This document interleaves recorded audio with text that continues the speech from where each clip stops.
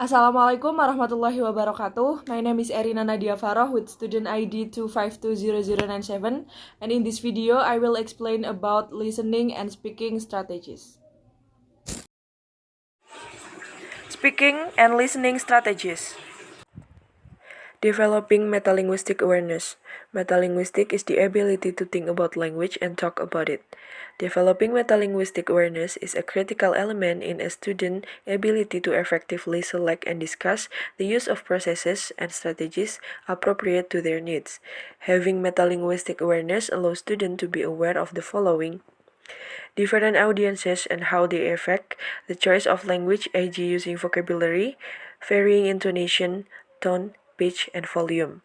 Social situation and how they affect the use of language, like when it is appropriate to speak and when it's not, when it is okay to ask questions and when it's not, who talk first and who can have the final says.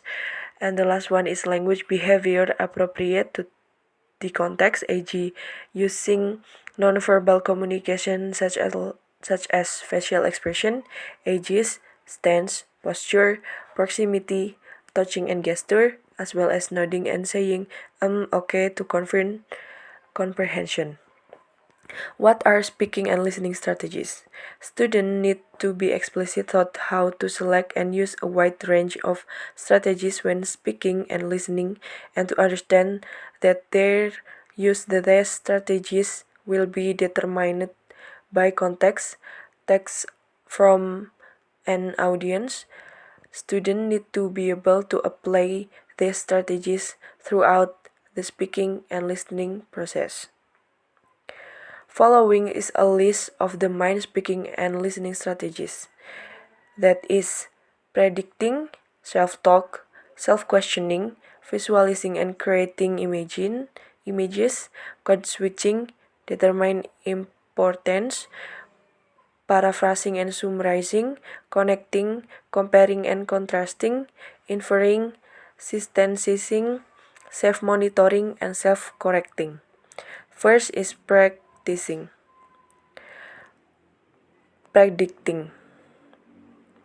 Predicting helps students to active their prior knowledge of a context or topic, allowing them to combine what they know with the new information. Prediction will be based on students' familiarity with the topic and the context, and how familiar they are with the speaker or audience. Encourage students to make personal prediction before and during speaking and listening. Second one is self-talk.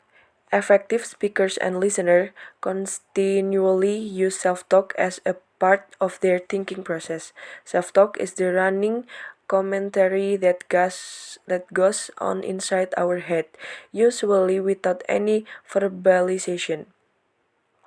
Self-talk is how we make sense of our thinking and reflect on our action. Self-questioning is part of self-talk.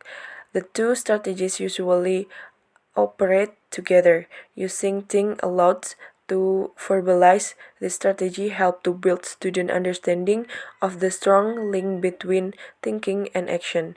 By giving voice to their thought, teachers are providing students with specific structure of reflective practice. Wilson 1999. Third is self-questioning. Questioning relates to the activity of generating questions before, during, and after reading. Questions should not simply test previous learning, but explore new possibilities. Good question can guide search for information, lead students to consider new ideas, and prompt new insight. Self-questioning is the process of encouraging students to engage in their own questioning during reading. Fourth is visualizing and creating images. Effective speakers and listeners use all of their senses to continually creating mental images. Creating mental image promotes the use of prior knowledge. It improves the ability to make prediction, draw differences, interpret information, remember detail, and assist with overall comprehension and memory. Image can be visual, auditory, olfactory, kinesthetic, or emotional. 5 is code switching. Code switching or language alternation occur when a speaker alternates between two or more languages, or language variation in the context of single conversation or situation. Multilingual sometimes use elements of multiple languages when conferring with each other. 6 is determining importance. Determining importance is a strategies that readers use to distinguish between what information in a text is most important versus what information is interesting but not necessary for understanding. 7 is paraphrasing and summarizing. Paraphrasing is not substituting a few words or rearranging sentence. Think what the original writer is trying to say and write a completely new sentence if you can. If there is a key phrase well expressed by the original writer, then use it as a short, direct questioning. Summarize. There is an art to good summarizing. Keep in mind that your purpose is to use the source material by trying the ideas in the summary to the general point you are making. Summarizing is the best way to show your voice and convince the reader you understand what you are talking about. 8 is connecting. Effective speakers and listeners will talk about, listen and respond to topics they know and care about. Activating student prior knowledge before speaking and listening allows them to consider what they already know about the content, format and convention to be used. Drawing on the work of Kinney and Zimmerman 1997, connection can be defined as following: text to self, text to text, text to word. Modeling connection to student and discussing them help students learn how making relevant connection lead to understanding. 9 is comparing and contrasting. Making comparisons relate closely to and is an extension of the connecting strategies. As students make connection to their prior knowledge, they also begin to make comparisons with the information they are receiving. When students make comparisons, they begin by ask questions, e.g., how is this information different to what I heard before? How is it different from what I already believe about this issue? Why is their opinion different to mine?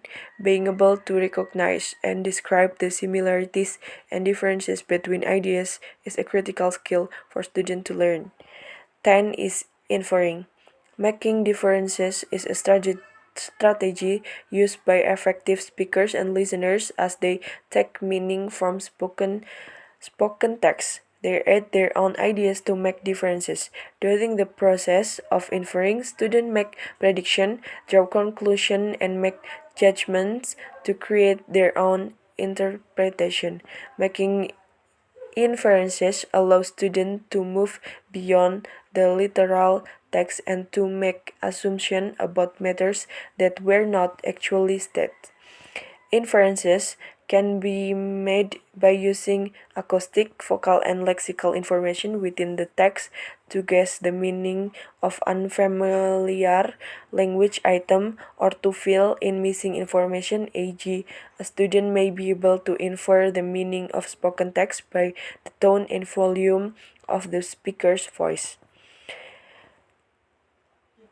11 is synthesizing. When composing and comprehension text, effective speakers and listeners use synthesizing to piece together information from a variety of sources. Much like putting a jigsaw together, during the process of synthesis, students may be connecting, comparing, determining importance, posting question and creating images, e.g., a student may retell what they have heard and a way of synthesizing information. And the last one is self-monitoring and self-correcting correction. Effective speakers and listeners continually reflect on what they are saying and hearing to confirm their understanding. If understanding breakdown of the speaker or the listener, they use repair strategies to retain or clarify meaning, e.g., repeating, recasting, paraphrasing, summarizing, and asking questions. Okay, that's all for me. Thank you. Wassalamualaikum warahmatullahi wabarakatuh.